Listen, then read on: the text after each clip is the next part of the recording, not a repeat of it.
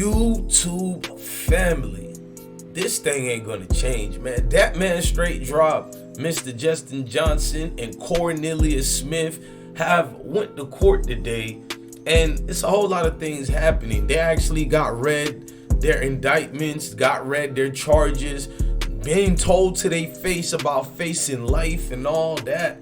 They went deeply into that. We're gonna get started with this show today. Need y'all hit that like button, subscribe, and follow DJ Bless One. I Smoke Hip Hop Live. Let's go.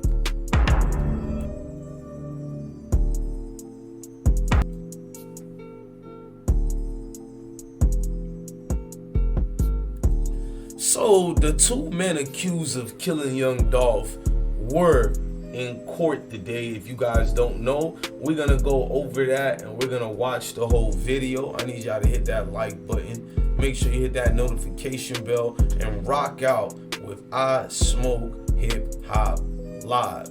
Salute.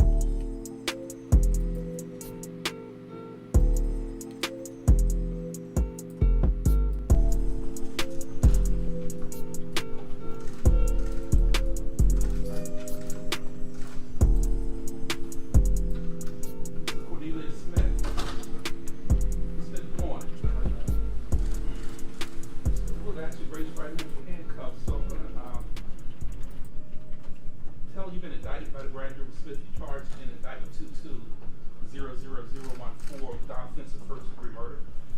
Mr. Smith, that offense carries a sentence of life in prison. State of Tennessee could also file a notice to seek the death penalty or to seek life in prison without the possibility of parole. You've also indicted in count 2 of this case, Mr. Smith, and charged with criminal attempt to commit a felony 2 with first-degree murder. That class A felony carries anywhere from 15 to 16 years in prison. Count 3 of Smith charges you with being a convicted felon in possession of a firearm, alleging that you were convicted of an aggravated assault. That's a felony with statutory elements involving violence, the attempted use of violence. That B felony also carries 8 to 30 years in prison. This offense occurred after July 1st, 2021. That's an 85% sentence. If you're convicted of that crime, you have to serve 85% of that sentence. You've also been charged with being employing rather firearm in the commission of a felony offense.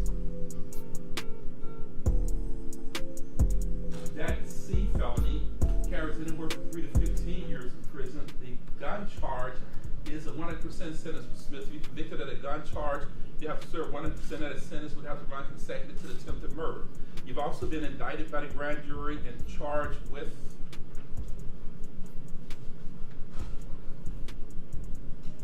theft of property. And that C felony carries anywhere from 3 to 15 years in prison. Mr. Smith, do you understand what you're charged with, sir? Yes, sir. Mr. Smith, do you have an attorney? We're looking into hiring one right now.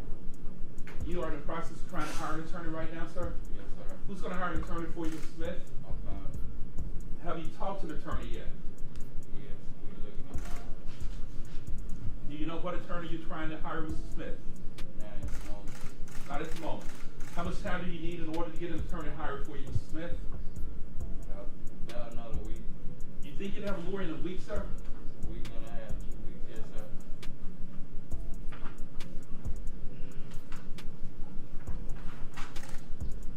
Pay attention as the judge is contemplating waiving certain rights Justin for them. Johnson.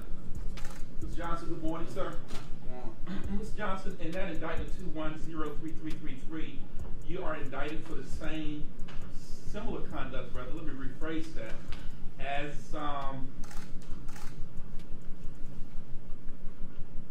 in 22-00014, brother, you're indicted for the same conduct as your co-defendant, Mr. Cornelius Smith. Count 1 charges you with first-degree murder. Again, that carries a sentence of life in prison if convicted.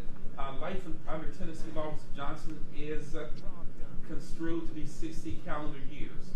You have to serve 51 years of that sentence before you become eligible for release. Attempted first-degree murder carries 15 to 60 years in prison. Being a convicted felon in possession of a firearm carries 8 to 30 years in prison. Employing a firearm commission of an attempted murder carries anywhere from 6 to 15 years in prison. That gun charge is 100% sentence, Mr. Johnson. If you're convicted of using a gun or employing a gun in an attempted murder, you have to serve minimum sentence of 6 years at 100%. No sentence consecutively. You've also been indicted for theft of property. That C felony carries 3 to 15 years in prison. You have a second indictment.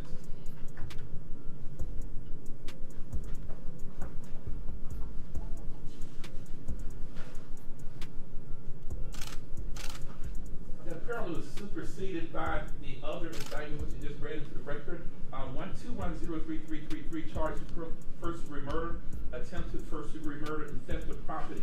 Now, do you understand the charges against you, Mr. Johnson? Yes, sir. Do you have an attorney, sir? Working on it. You're working on hiring an attorney.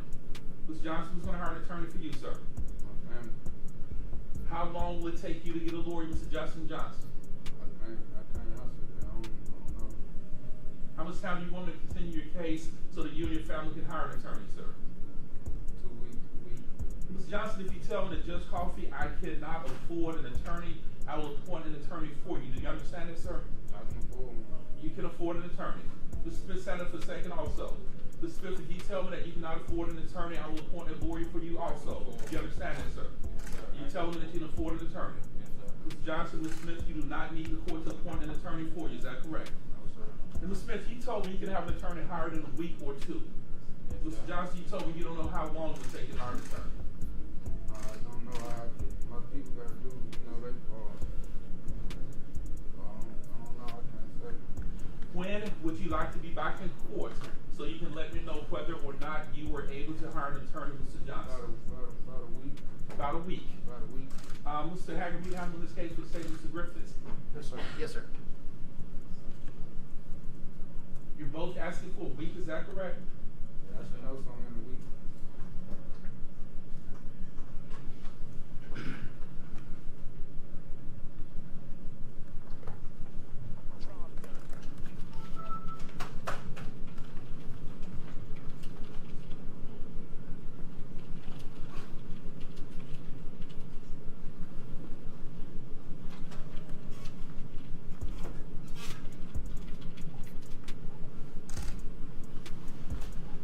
Mr. Hagerman, with Friday of next week, the 28th of January, is the day for you. That's just fine. Yes, sir.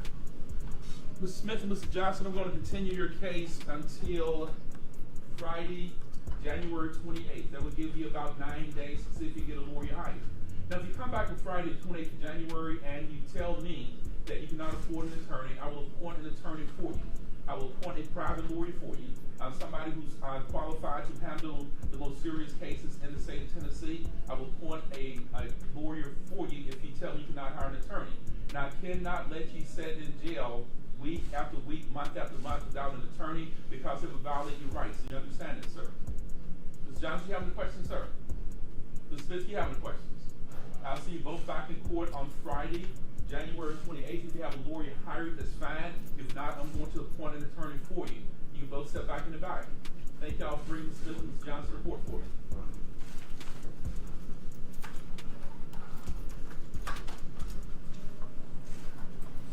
Now, if you notice, as they're being led away in court, the judge was more than fair with them, let them know what the situation they're facing. Recess. Everyone can remain seated. Court stands at recess. Thank you, sir. Thank you. I'll see you in 9 days. Thank y'all for being here today.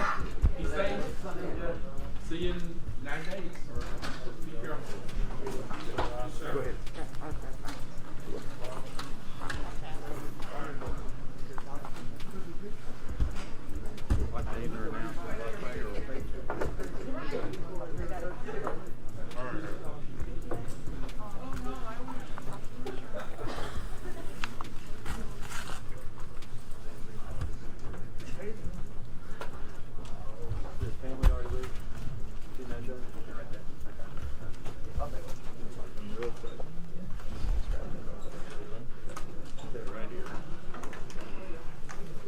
Perfect. Turn it on. You mind turning it on? Yes. That mine? I don't know. Is that yours? I was about to pick it up.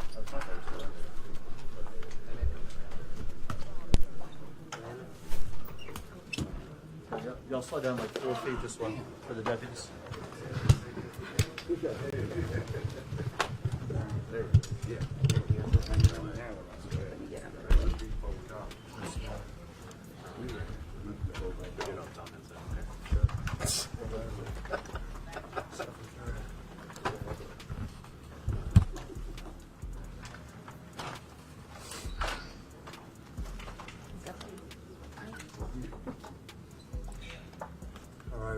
today? Step up. Okay. This is Paul Hagerman, Hagerman, with the District Attorney's Office.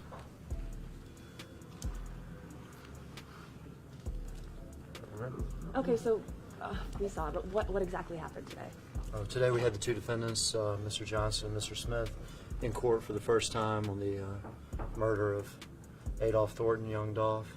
It was set for arraignment. Both of the defendants asked for more time to get attorneys hired, and so we'll come back in about a week and a half for that. You know, understanding that they don't have attorneys right now, how long can they actually sit in jail? Our judges here try to get people attorneys fast. They don't want them just sitting in jail. Now, these defendants have a right to hire an attorney, you know, of their choosing. Sometimes it can take a defendant up to a month to do that. This judge wants to make sure these defendants have an attorney, you know, sooner rather than later. And so we're coming back in about a week and a half at the request of the defendants. They still have no bond, right? They still have no bond. Understanding that at this point in time, only 2 people have been arrested in regards to young Dolph shooting. Do we know of any other arrests? Do we know we can move on right now? All I can say is the investigation goes on. This is Mr. Barnett. He was in Indiana in jail. He's charged as an accessory after the fact.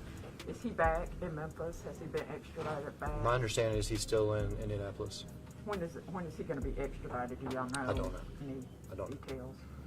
Obviously, with this case, we're in the very beginning stages, but in regards to how long this thing will go on in trial, what are we looking at? We're at the beginning stages, the very beginning. This is literally, you know, their first court date, so it's, you know, it's hard to answer that. This is a process, though, as y'all know. Y'all covered these cases before. Once they get attorneys, we'll start from there.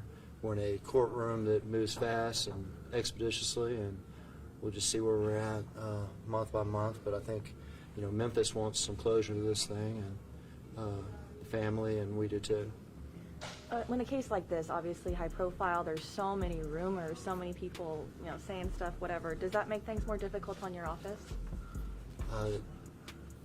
Don't really pay attention much, like, to the rumors, and I don't have much. Can't social blame media or things bloggers. like The this. man just admitted it. I know It that does Jason no was, destruction to their familiar with him, case. knows what he meant to Memphis and what he symbolized with regard to, you know, being a self-made person and the grit and grind of Memphis, and we need to get some justice in this case. Paul, you've been a very busy man. I'm talking about with the Lorenzo Wright case and now this on your hands. It never gets easy coming in contact with these families, obviously. Well, dealing with the families is, you know, you have to have hard conversations with them, but it's one of the best things about this job is getting to meet these families and talk with them, and they share with you, you know, personal details and things about, you know, the victims, and there's some meaningful conversations and some meaningful meetings with the families. So that's not the hard part. We're to meet with all of them pretty soon. Obviously, great detective work. World, just understanding, getting this thing right. I'm gonna be honest with you guys. I'll give you the whole entire video of this in the description box. I'm gonna be making a bigger video, you know, that's more longer and more detailed, with more receipts and personal feelings too, man. Y'all make sure y'all hit that like button, that notification bell, and rock out and talk in the comment sections too. If you see your comment erased or deleted, that was not me. YouTube holds any potentially offensive comments and take them out the way. Now, what does that mean? It means a whole lot. They can just take anything they deem as that, even if you said nothing wrong. Don't blame me. Have a blessed day. Love your family, love your kids, and most definitely stay blessed, gang.